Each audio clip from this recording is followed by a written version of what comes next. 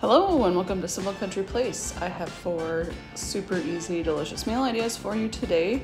Thank you so much for watching. Please subscribe. Welcome and enjoy.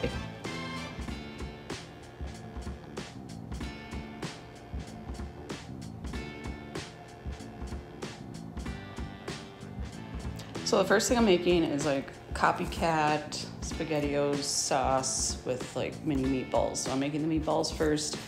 I have a whisked egg that I added like ½ pound of ground Italian sausage to, and added panko breadcrumbs, salt and pepper, Italian seasoning, basil, and garlic powder. And then I am mixing that up. I started mixing it with a fork because I thought that might work and not get my hands dirty, but then that didn't last long, and I just dug in with my hands and mixed everything really well together and then formed all the meatballs.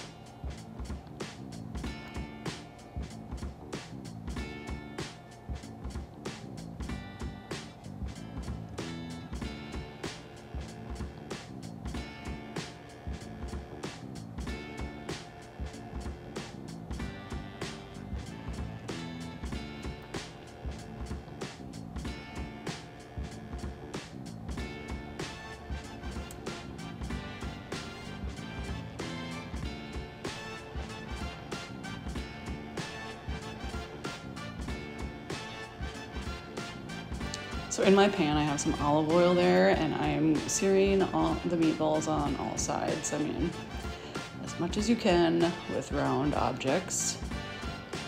And always, they start out at perfect little balls, and then they end up deformed, but the taste is still there. So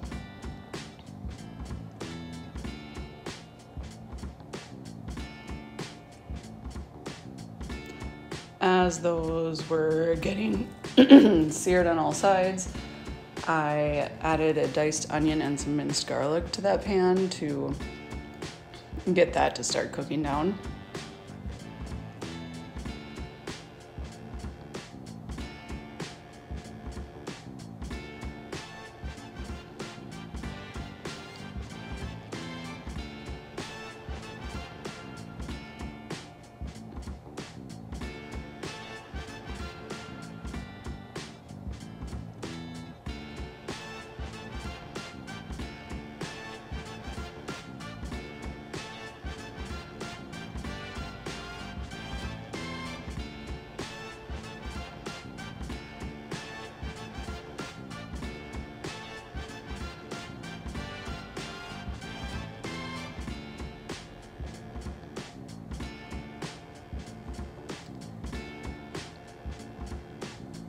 For the like copycat SpaghettiOs sauce or homemade SpaghettiOs sauce, I started with some tomato paste and some butter, and I'm gonna let that cook for a little bit.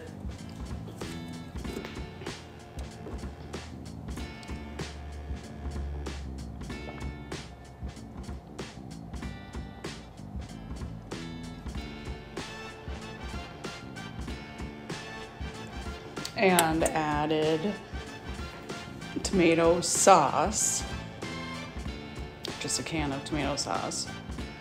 And at this point, the meatballs like aren't cooked through, but they are seared. So once I get like the sauce bit all put together, then I let the meatballs like hang out in there and finish cooking.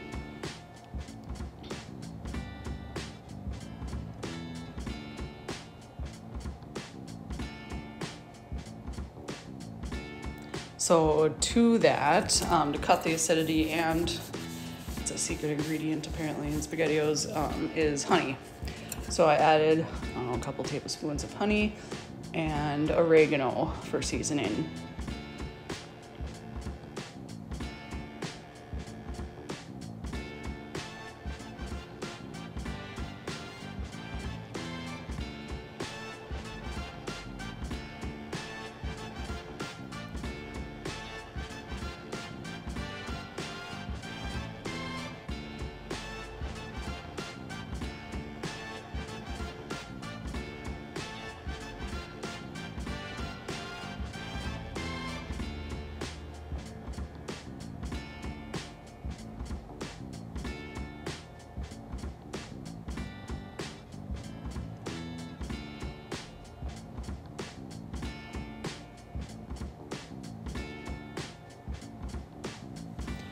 Once those meatballs have been cooked through, as you can see, like the sauce is simmering, the lid's been on for a while. I had cooked on the side some pasta. I didn't have any little O's, so I just used some bow tie pasta, added that in, and then I added shredded Parmesan cheese and mixed that around. And I just served that with a side salad and some more Parmesan cheese on top. And this is actually pretty good. I was pleasantly surprised. It did taste like the SpaghettiOs sauce. I just tried a little bit of the noodles with the sauce, and yeah, it was good. My husband enjoyed it, my nephew liked it, and it was super easy and came together quickly.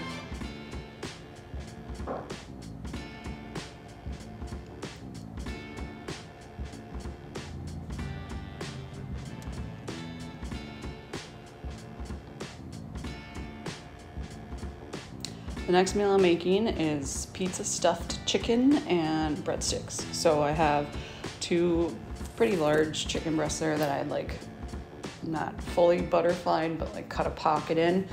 And I put shredded mozzarella cheese and then putting some pepperonis in there.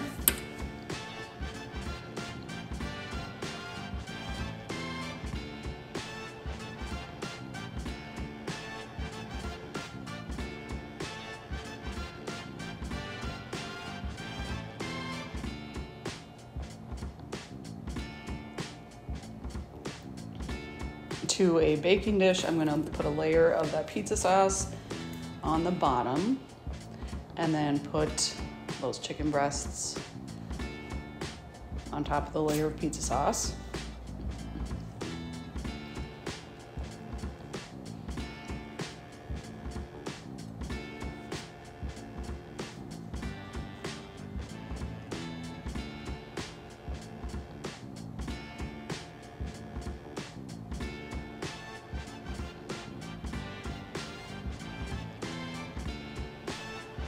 I season those chicken breasts with garlic powder, onion powder, basil, and oregano. Just threw that all over the top. And if I was fancy, you know, you could close this with like toothpicks, but I'm not fancy, so I did not do that. I just kind of closed it the best I could and called it a day. So on top of the seasonings, and I poured some more of that pizza sauce, and then on top of the pizza sauce again, I put more cheese, more pepperoni, and then just some parsley on the very top, mostly for color. And I covered that and put it into the oven for, I can't really remember how long it took to cook, like, I don't know, 20, 25 minutes, just until the chicken is cooked. And those were pretty large chicken breasts, so.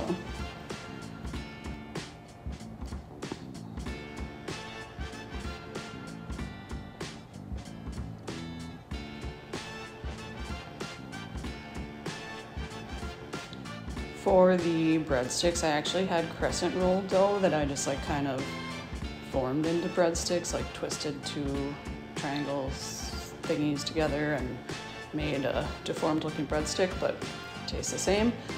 And I had some melted butter that I added garlic salt to and basil, and then I just brushed that all over the breadsticks.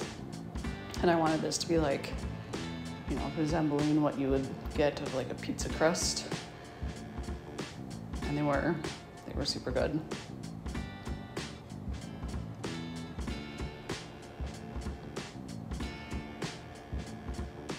And I threw those in the oven like when the chicken was almost done, so then everything kind of came out at the same time. And I just served that with some fresh broccoli.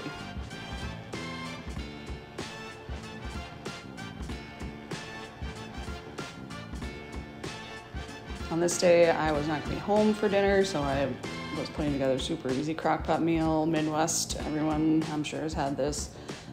Just steak and potatoes. So I layered some cut up onion on the bottom of the crock pot, and then I put a steak on top of that, I think it was a ribeye, I want to say. But yeah, put the steak on top, and then I seasoned that with salt, pepper, and garlic powder.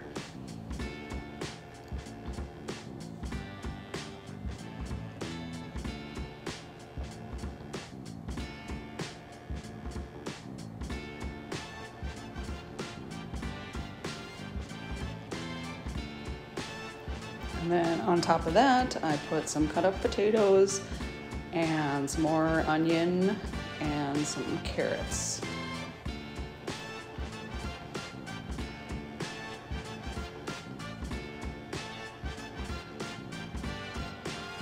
Over the top of all of that jazz, I poured that au jus gravy packet over the top of that, and then added some water, and then just some tabs of butter and some more pepper, and kind of mix that around a little bit. And then I cook this on low. I put it in the crock pot probably 6 hours on low. And I did not get a picture of it at the end because I wasn't home and my husband got home and ate dinner right away. So he said it was good. I mean, I feel like this is a very classic Midwestern winter meal.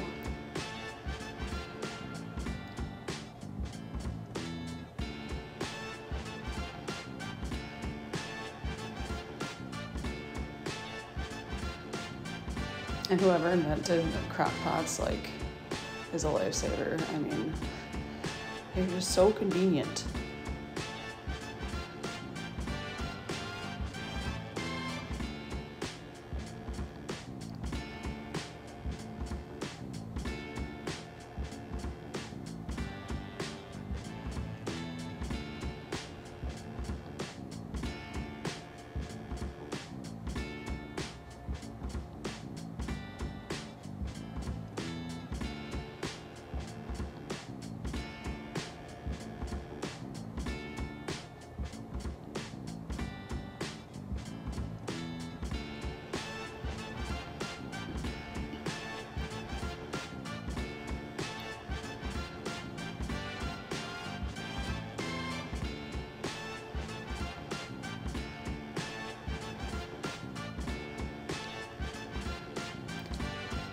This night I am making pork chops with like onion and beef gravy, potatoes.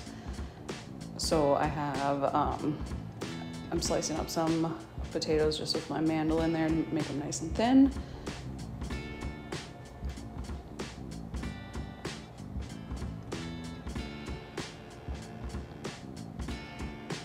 And I, as you can see, very health or safety conscious. Again, I don't usually use the guard, but I have cut myself on that before, so be very careful. To a sprayed baking dish, I'm adding a layer of the potatoes, and then I had chopped up some onion, layered that, and then repeat it. So potatoes, onion, potatoes, onion.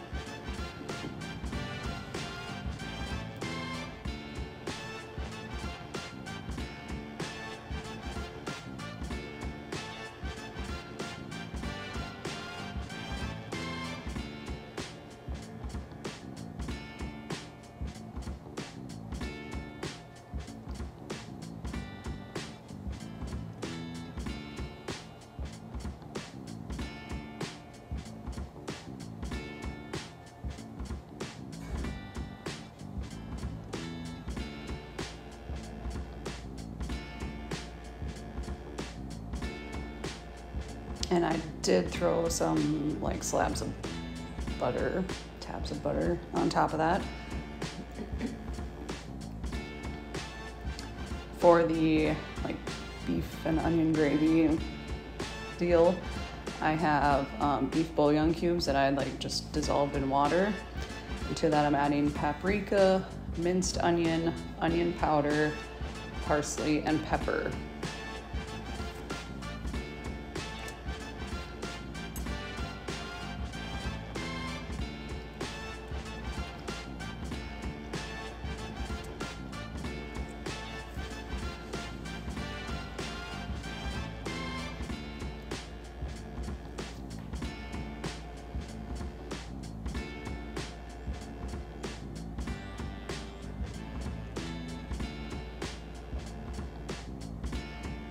mixed that together, and then I just poured that right over the potatoes.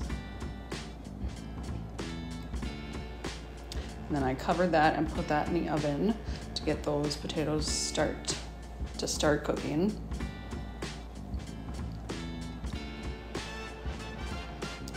For the pork chops, I have two humongous, look at how thick those are, boneless pork chops that I seasoned on both sides with just some salt and pepper. And while I'm seasoning these, I also have some butter melting because I'm going to be searing, getting a nice crust on these pork chops, searing both sides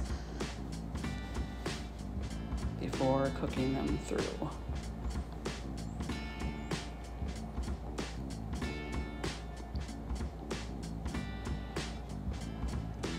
So here's my butter, and I am, like I said, putting these in the pan to just sear them on both sides.